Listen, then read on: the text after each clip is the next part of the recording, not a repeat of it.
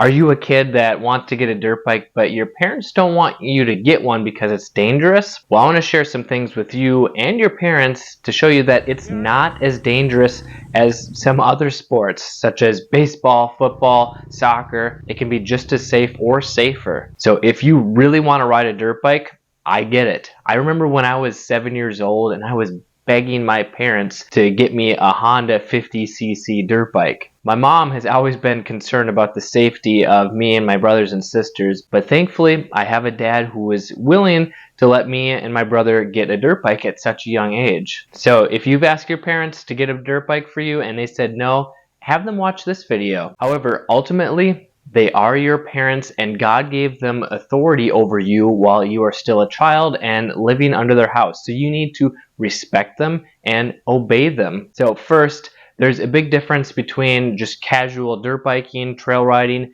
and motocross or racing. And if the only thing your parents know about dirt biking is motocross with big jumps or freestyle with tricks, you need to know that that is not the only style of dirt biking, and that is the most dangerous part because it's very high speed, and when you're doing jumps or tricks, that's even more dangerous, as opposed to if you're just doing some casual riding around the farm, the yard, or trail riding on dirt bike specific trails. This is going to be a lot safer because the speeds are generally lower and you're staying on the ground and there's not competition of people trying to beat you in every single corner and straightaway and section. Trail riding can be a very recreational pastime where the risk of crashing and getting hurt is way less than racing motocross on a track. And then to make it even safer, if you're trail riding, make sure that you're riding dirt bike specific trails, so single track trails, because if you're only riding ATV or side-by-side or Jeep trails, you're more likely to run into them, perhaps literally, because sometimes four-wheel drivers can be more reckless and they often fly around the trails, and you might come around a corner and they're riding on the wrong side of the trail and you're more likely to hit them and get in a serious accident. So if you stick to dirt bike specific trails, you're reducing the risk even more. Or if you have private property, that's even better. But I know not everyone has private property that they can ride their dirt bike on, and that's why there's state trails that you can go to if you just register your dirt bike for off-road. And then the next tip is starting out on the right dirt bike can prevent a lot of accidents, because some parents, they buy the wrong dirt bike for their kid for their first dirt bike, such as a motocross bike like a KTM 50 or a Kawasaki KX65. Any of those two-stroke motocross race bikes are terrible bikes to start on. Why? Because the power is not very controllable. For example, the power curve, it starts out very low, it's at low RPM, but then it quickly rises as the RPM goes up, so it's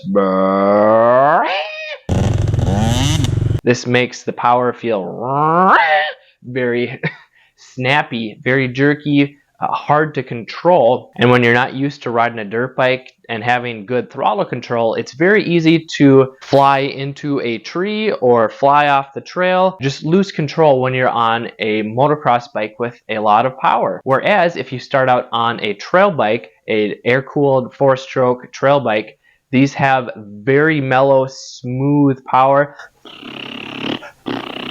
They're a lot more controllable, which means your kid is a lot more likely to stay in control and stay on the trail, not hit a tree or your truck, and they're also likely to have more fun on a bike that has less power and is easy to ride because they don't feel like the bike is gonna fly out from underneath them. And then the third tip is starting out in a good, safe, controlled environment. So you don't want to start out on a track, because when you don't even know how to control the throttle and the brakes, there's just so many things going on a track. You have to go over jumps, you have to deal with not crashing into other people. So when you start out in an open area, it doesn't have to be super big, but just an open, flat area, your kid doesn't have to worry about hitting other people, going over jumps and bumps, hitting trees. They can just ride around, practice learning throttle control, learning balance, shifting, braking. And then the third step to staying safe is learning the basic techniques from a good coach. So if you have a local riding school, I highly recommend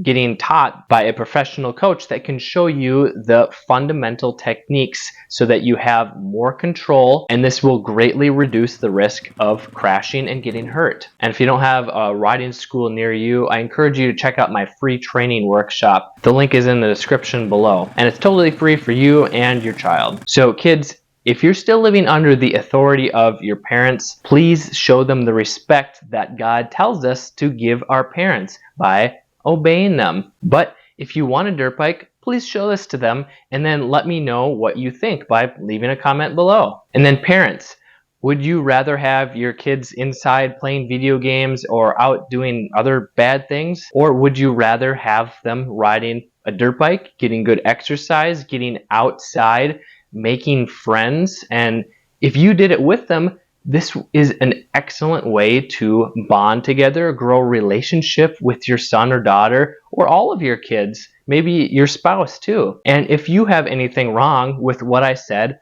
I encourage you to comment below. Let me know. I'd love to make this an open discussion. I'm Kelly Fager from Motocross Hideout, and I want you to stay safe and have fun trail riding with your family and friends for many years to come.